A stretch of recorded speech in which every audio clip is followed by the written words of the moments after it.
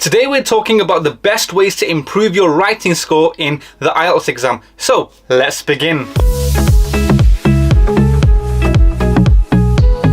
Okay, so we're going to break this video down into 4 parts. So we will be talking about the benefits of practice questions and the benefits of model answers. Then we will talk about the benefits of taking past paper exams. And finally, we will talk about how we can understand the marking criteria. So let's start with looking at the advantages of practice questions. Okay, so before you do any type of studying, the most important thing to do is to understand what type of questions will be asked in the exam. So there's 3 major benefits of looking at past paper questions. And the first benefit is that if you look at previous exam papers, if you look at the questions, you'll have no surprises when it comes to your test. So for example, when it comes to the writing test, when you add up all the questions from writing task 1 that could be asked and all the questions from writing task 2, altogether there are 12 different question types. Now if you look at question papers for each different question type, when it's time for your exam, you'll know exactly what to do with each question. That brings us on to the second benefit of looking at past paper exams,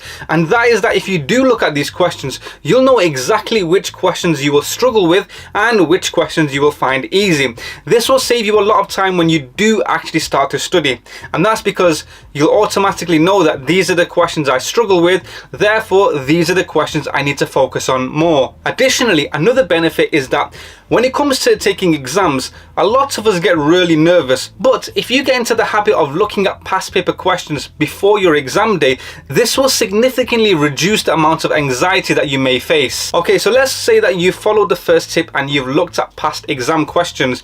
Well, now what do you do? Well, that brings us on to the second point, and that is that we will look at model answers. Now, model answers are those answers that are set as an example for the grade that you were looking for. For example, if you want to get a band 7, then you will look at a band 7 answer and you will analyze this type of answer. So this answer is called a model answer. So by looking at a model answer, you will know exactly what a good answer includes, and more importantly, you will know what a good answer does not include. So for instance, a good writing task 2 essay will always include well-structured paragraphs, topic sentences, and good use of vocabulary and synonyms. So what are the benefits of looking at model answers? Well, firstly, as we just mentioned before, you'll be able to identify what a good answer looks like and what a good answer does not look like. Secondly, you will have a better idea of what to do to get the score that you desire, and moreover, you will also learn what not to do. For example, many people think that you need to write long, complex sentences over and over again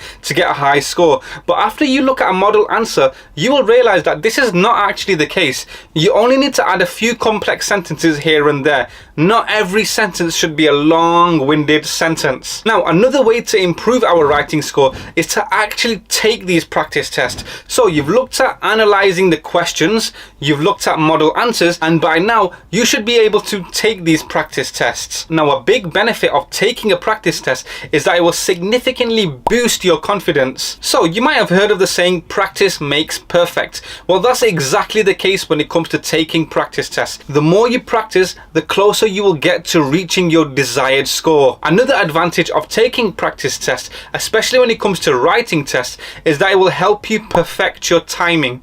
What does that mean? So in the writing exam, you'll be given 60 minutes, and in those 60 minutes, you need to answer 2 different questions. So some people might finish really early, for example, in 15 minutes, and other people might have used all their 60 minutes just to write 1 or 2 paragraphs.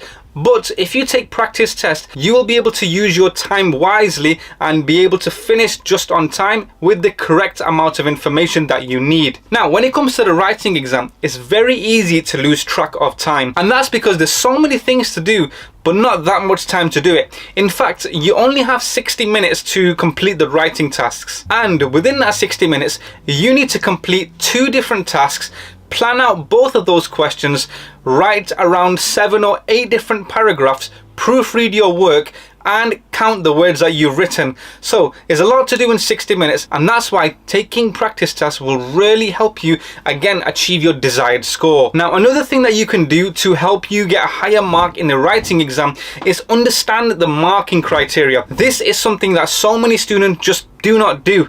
If you understand the marking criteria, you will know exactly what to do to get a high score. Well, what is the marking criteria? Well, the marking criteria, also known as the writing rubric, this is the answer key that all examiners will use to mark your essay.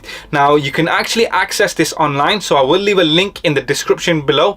Make sure you check that out. And one of the biggest benefits is that if you understand the marking criteria, you will know exactly what the examiner is looking for. Another benefit of understanding the marking criteria is that you as a student will know what to do to get the score that you need. So for example, if you look at the answer key and you realize that to get a band 7 you need to write well structured paragraphs, well then you automatically know that you need to include paragraphs that are well structured, right? Common sense. Moving on, another advantage of using and understanding the marking criteria is that once you've completed your writing tasks and you get them checked, and I strongly do advise that you do get them checked by a professional, once you do get them checked, you will know exactly what your strengths and weaknesses are.